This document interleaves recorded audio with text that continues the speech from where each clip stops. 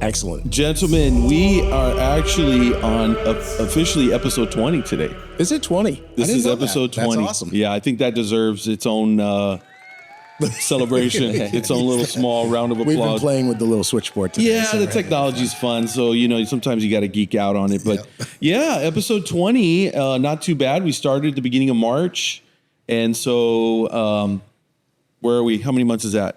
It's all a blur to me. It's all a blur. So I can never figure out how many months these things are. About 4 months. Sorry, we got the trees in between us here, Matthias.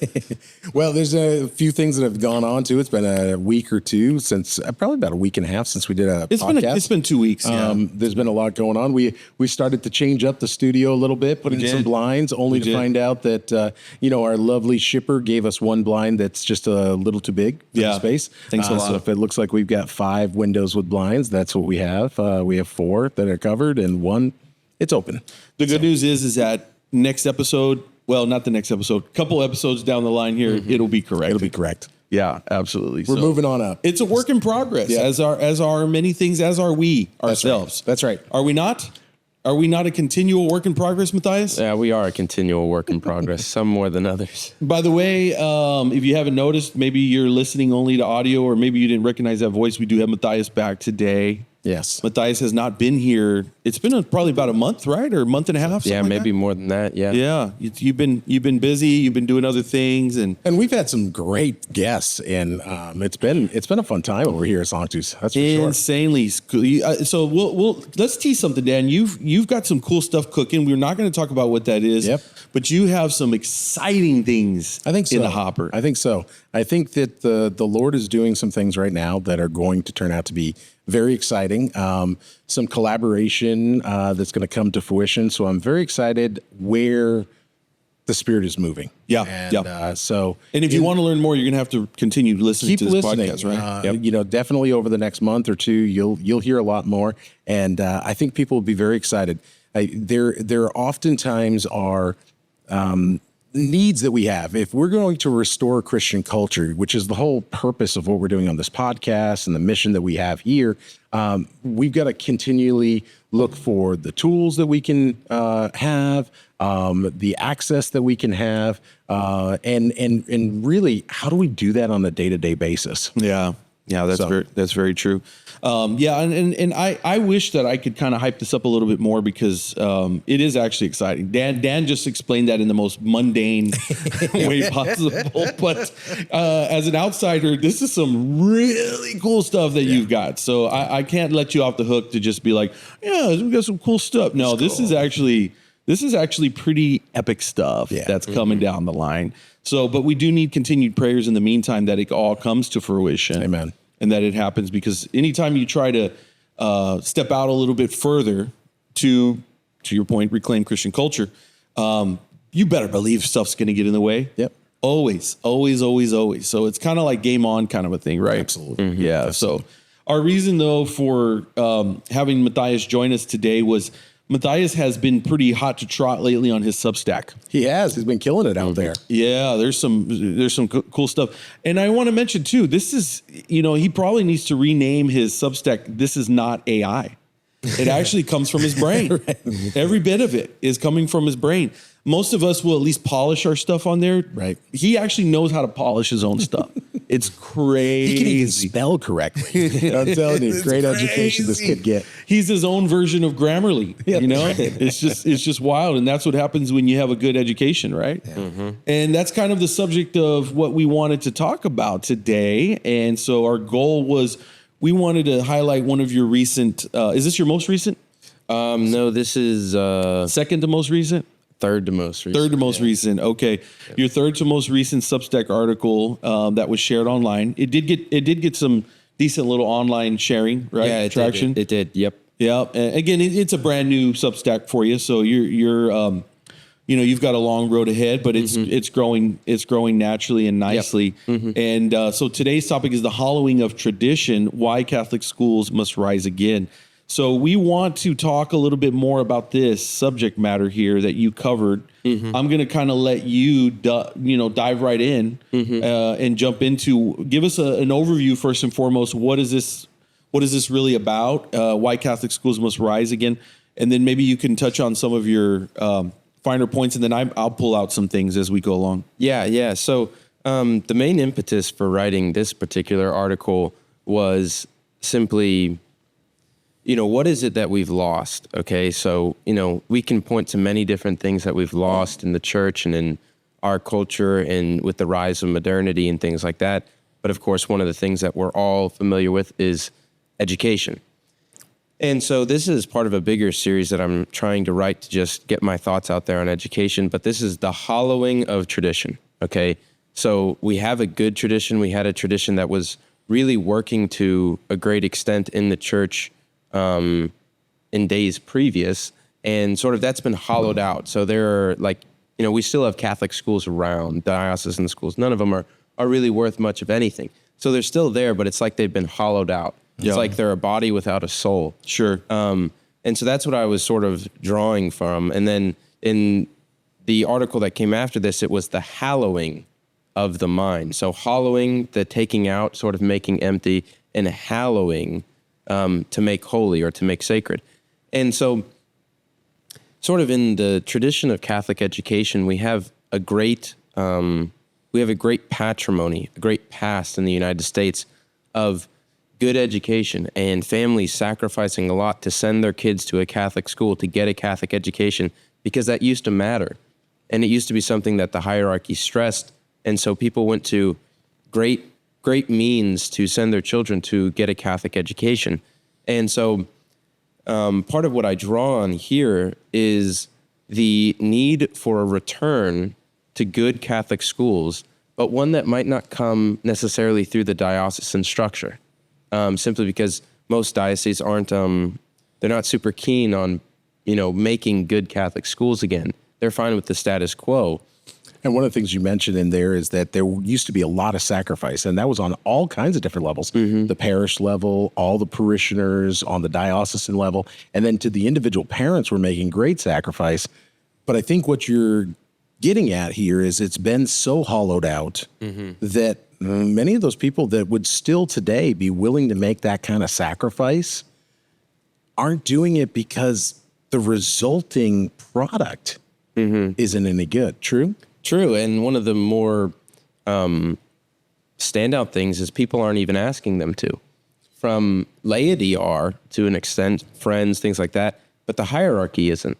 The bishops in this country in the days before the council used to stress that you could not send your kids to a non-Catholic school and not bear some culpability on that. You couldn't do that. That was simply not acceptable. And now bishops aren't stressing the need for Catholic schools. They're not telling the people in the pews to go to Catholic schools. They're not producing Catholic schools worth sending your children to. And more than that, they're promoting public schools or charter schools or any other sort of other things. And we've talked about that on this podcast, obviously. We had a whole episode about that. Yeah, and I think it bears reminding for some of the new subscribers, when we have a system where a church, a diocese comes in and says, no, we're going to get rid of the Catholic school, but then you know what we're going to do? We're going to lease the space out to a non-Catholic public charter school. And then we're going to tell everybody that's a parishioner, go to that public school. I think Matthias makes this great distinction. It used to be something that was taught.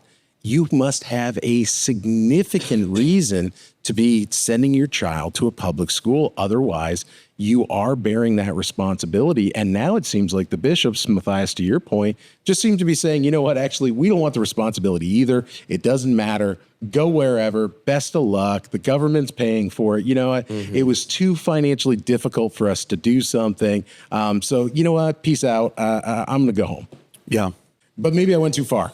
No, I don't think you went too far. A lot of the bishops aren't stressing this anymore. And then on a lay level, so down with us, there aren't people who are jumping up to do something.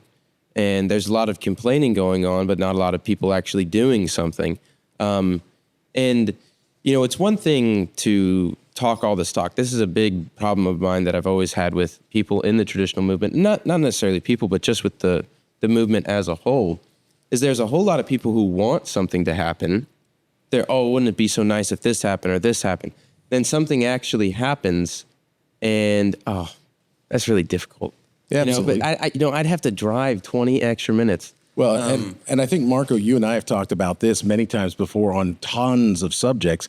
You've got those people that are just going to talk about it. Mm-hmm. They're going to complain about it. They're even going to prompt some solutions to the problems that they're seeing. And then when they actually start to have to put in some effort or be committed more than like 1 month at a time, sure, all of a sudden we're like, shoot, right, they're gone. Right. And I think we see that in the schools as well. Sure. And I will say this, I'm very open about this, and I've talked about it on the show that my family, we homeschool. But of course, we have a very high regard for Lumen Christi and anything that might truly resemble that, which, let's be honest, is pretty rare these days. I haven't really found much comparable to that. But I do think the thing that I've noticed now that we've been homeschooling for about a decade is that I think the homeschools are putting out some great people, great human beings are coming out of it that are going into great marriage vocations. Eventually, it does seem to take a little bit longer, but I'm not seeing a ton of actual religious vocations coming from the homeschool side. Are there some? Of course there are. Sure. But I think there is, like, especially with the homeschoolers that are in my community, it was when they came to Lumen Christi that they started getting more serious about a potential vocation.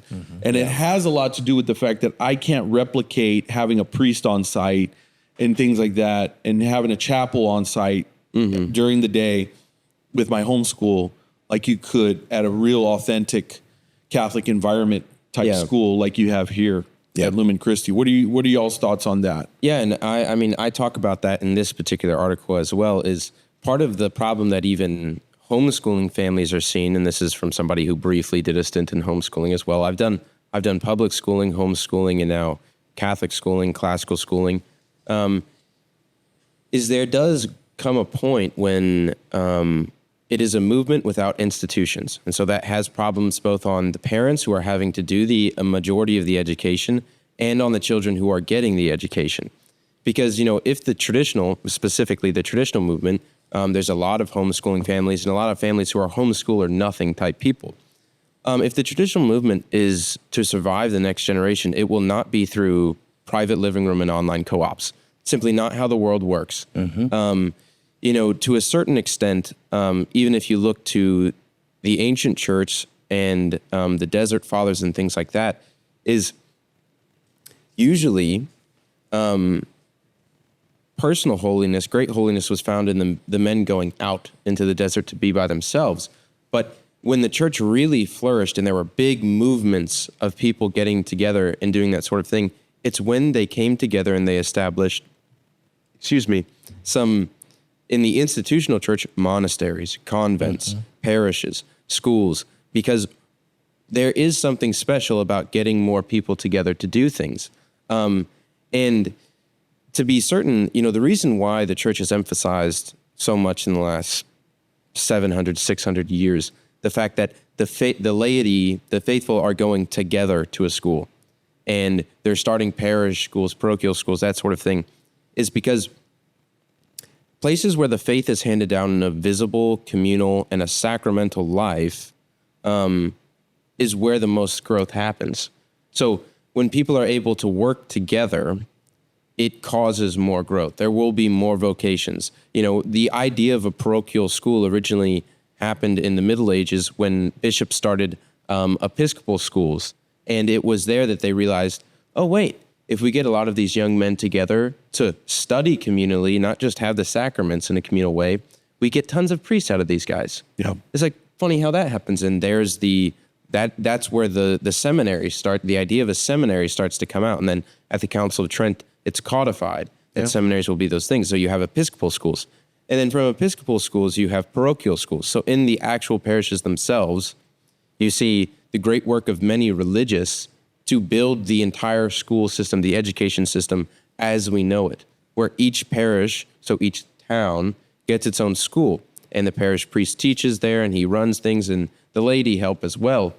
But through the great work of so many religious men and women and so many orders, we build this massive institution of schooling so that nobody's really left behind that so that kids can get a good education. Well, and I want to pause you there because there's some additional benefits too, and we'll come back to the seminaries. But I think one of the things that you pointed out in your article that I thought was very astute is, even if we look at homeschooling is great, it works very well for families. But we just had a recent flood. We had a flood in the local area. Mm-hmm. There are some families that have mom and dad and don't have mom and dad. It's super sad.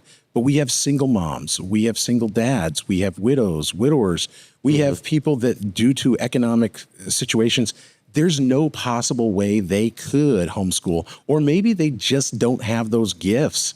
And so when we step away and we eliminate that institutional schooling that was bringing the faith and lots of the education, it causes a problem for the entirety of the community. And I think that's one of the things that seems to be lost when we've become more and more in our society today. Well, as long as this works for me, I'm cool. When there used to be this big movement, you get back to Elizabeth Ann Seton, you get back to some of the other great saints that they said, no, we've got to take care of the orphans. We've got to take care of the community at large. And it seems like we've abandoned that both institutionally and individually. What say you, Matthias?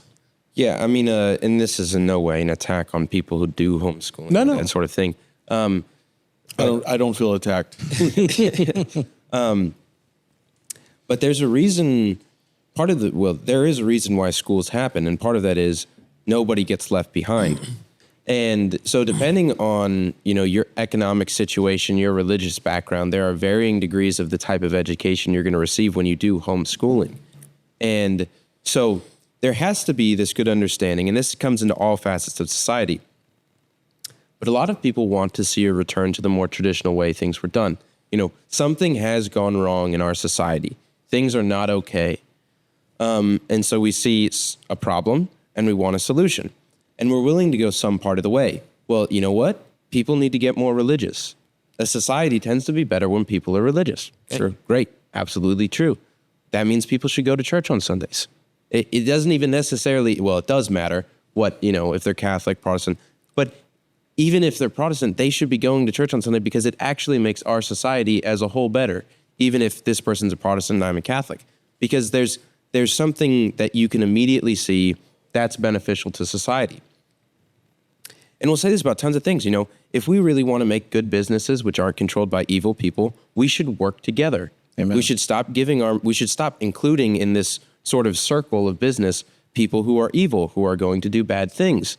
Okay? If there's a problem legally in society, what do? Well, we have police forces to regulate things, to make things better, because there's this idea of building back a better society. This is very popular in traditional circles, rightly so.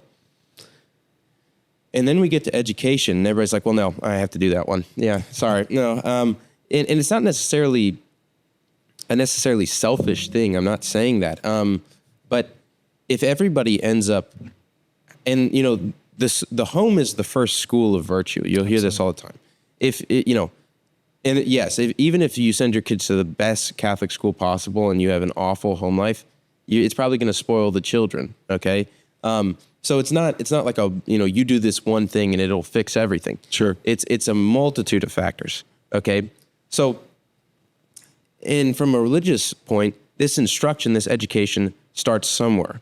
So with the kids, it's their parents. It's in the home, but it has to go further than that. Yeah. And so just because the school or the home is the first school of virtue, that doesn't mean that it stops there. It has to come into some other form of school. It has to come out of the family. And this is subsidiary, as I quote this in my article from Pius XI's encyclical Divini Ilius Magistri, that the school is by its very nature an institution subsidiary to the family and to the church, and it must not be left to the civil authority alone. So it's not just the fact of having people involved, but having Catholic people involved. And so if you get your kids around these other Catholic people, if they're able to work together, then the whole community benefits. Sure. So to a degree, we do have to win back the culture one home at a time, but we can win more homes at a time if we're working together. And so that's why I think it's important to say, yes, there is a very noble tradition to homeschooling and things like that. But the church asks us to do something different. It demands from us in a way the best because we have a society to change, not just a home. And yes, you have to start at the home. You have to start one home at a time. But if we really want to get back to something that works for the sake of our church, for the sake of our society, we have to do it together. And I think that's something that the church has to teach us all. I totally agree. And that's one of the reasons that we went out and we started Lumen Christi Academy. We weren't able to find it. And so when we looked at it from just Jen and myself and our family, as well as some others, we started to say, well, we could do this internally, but is there something greater that could be done by bringing this forward? And I think the church is calling us to do it. It's a time that we've got to start stepping out. And so for anyone that's kind of watching, probably as we're wrapping up this, I'd encourage you to do a couple things. Definitely go out and check out the article. If you're looking for a school, take a look at Lumen Christi Academy. We're getting ready. We are unlike a few other schools, and I know you probably don't do this. When does the homeschool start in the Salinas household? After Labor Day. After Labor Day. Always. We're definitely the same way. So we believe summer should be great. Yes. Let's make summers great again. So we're definitely doing that. So I think that there's some great things for people to look at here. If you're looking for a school, take a look at Lumen Christi Academy. If you're somewhere else and there is a Catholic option for you, I have a good friend of mine, Father Purdy. He's running a school in Dickinson, Texas, and he says all the time, if the families in the parish do not support the school, it will fail. It will fail, and it won't be there for them or their grandchildren in the future. So step up and support those schools. But I also want to encourage you, as a lay person, we must demand that these schools that are quote unquote going to be Catholic, we must live a Catholic life. And quite frankly, I will tell a lot of the folks, especially those in Texas, everybody's super excited about all the money coming from the government. It's going to save schools and things. That money comes with strings attached, and it's not going to allow you to remain Catholic. Right. So be very careful what you wish for. And by the way, we looked at that same funding situation as it pertained to homeschoolers, and there were strings attached there as well. Absolutely. And some of them were pretty bad. Yep. So it's not what it necessarily looks like on the outside. So either way, if you want something that's really good, most likely you're going to have to just handle it yourself. That's right. You're going to have to make the sacrifices. Correct. And so the kids are worth it for the church. The kids are worth it for the future of the world. We've got to get about it. So I would just tell you, like I tell everybody, we have got to get about the work of restoring a Christian culture, and that's going to require much more from many of us. But as Matthias accurately states in this article, there are generations before us that have done it. Yeah. We can too. Yeah, no question. Do you guys want to wrap it up there, or are you willing to entertain one last and final thought? Absolutely, and I think you'd like to tease the next article too. So go ahead. Before you tease the next article, let's just leave it with one last thing. Okay, the great majority of this conversation has to do with kind of trying to pull over the homeschoolers, but this is something that Dan and I have also covered. But what about if I am already in a Catholic school, but it's diocesan? What should my thought process be to consider leaving something that is, let's call it, diocesan sanctioned versus something that's not? Again, Dan and I had a whole episode basically harping on this, but you weren't there. I'd like to just hear your perspective. If you're already in the Catholic school environment, why would I ever consider coming over? And then we'll kind of tie a bow on this episode and wrap that up. Yeah, well, I think you have to start with one question. Is this school actually, carrying on the faith to my children and giving them a good education at the same time? And if that question is yes, then obviously you don't have any problems. Good luck finding that diocesan school. I might not believe you if you say yes. But if the answer is no, you have two questions, each with their own sort of way that you can go about them. First question is there any way I can reasonably get this school to change to conform to what the church teaches and the education that my child deserves? If the answer is yes, then do it and see if it works. If the answer is no, then you have to go to option 2. Is it possible for me to leave this school? If the answer is yes, and they're not doing what they're supposed to do, you have an obligation not to yourself in truth, but to your child to give them the education and the formation they deserve. And so even if it's a diocesan school, if they've given it their stamp of approval, that doesn't mean that magically that's going to be a good education or even a good formation. I got into this sort of a disagreement online the other day when we were talking about the Mass and the sort of the liturgical changes that happened after the council. And this guy was saying to me, well, it doesn't really matter because the popes have given their approval. And so they've given their approval. They're the highest authority. Therefore, what happened has to have been good. And so you take the same, example with the school. Well, this is a diocesan school. This has been approved by the local bishop. This is started by this diocese. Therefore, it must be a good Catholic school because that's what it is. It's been established by the Catholic Church, or at least this local diocesan Catholic Church. Well, in honesty, if it's not doing what it's supposed to do, I use this example. It's like you and I. I was telling this person, it's like if you and I we were architects and we built homes, and we went to this home that has fallen over and it's destroyed and it's in a little heap of rubble. And I say, something's broken here. We need to change something because this is obviously broken. And I turn to the other guy, and the other guy says, well, actually, the last 6 architects have signed off on this, so technically this is still a house. Yeah. You'd punch that guy in the face, okay? Yeah. I would too. Because just because something's approved necessarily doesn't mean it is what it is. Yeah. It really is what it is. So if you're coming from that diocesan school and you're even asking that question, can I go to Lumen Christi? Can I leave this official diocesan school? Well, if there's problems, if they're not giving your child the faith, if they're not forming them, if they're not educating them, then you have an obligation to your child to take them to a school that will. Sure. That's right. And no punching anyone in the face. You just got to move. No punching in the face. Yeah, that's been good. Yeah. All right, Matthias, why don't you tease your article, and then we'll let these good people go to the next episode. Yeah. Yeah. Well, you can read all of my articles and all that sort of thing at Ever Ancient, Ever New on Substack, or you can just look me up on Substack, Matthias Sevigny, and you can read all my different articles on liturgy, education, and Catholic lifestyle. Awesome. Yeah. We also just reposted, Matthias did, the 10 Catholic movies that everyone should watch. And Mom and I that was watched cool. one the other day. Was Goodfellas on that list? No, it wasn't. No? Oh, honorable mentions, man. Golly. Yeah, by the way, I looked you up by typing in Ever Ancient, Ever New, and there were a few wannabes.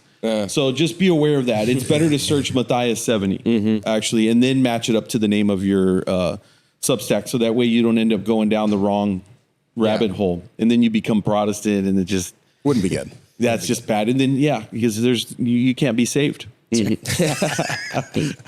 Okay, yeah. And so did that cover his next article? Did you want to actually touch a little deeper? Okay, cool. All right. Well, since we don't have Matthias as often, I just thought we'd squeeze every drop of juice out of that. But thanks for joining us. We'll have him back the next time that he can give us other examples of how to punch people in the face. There we go. That'll be great.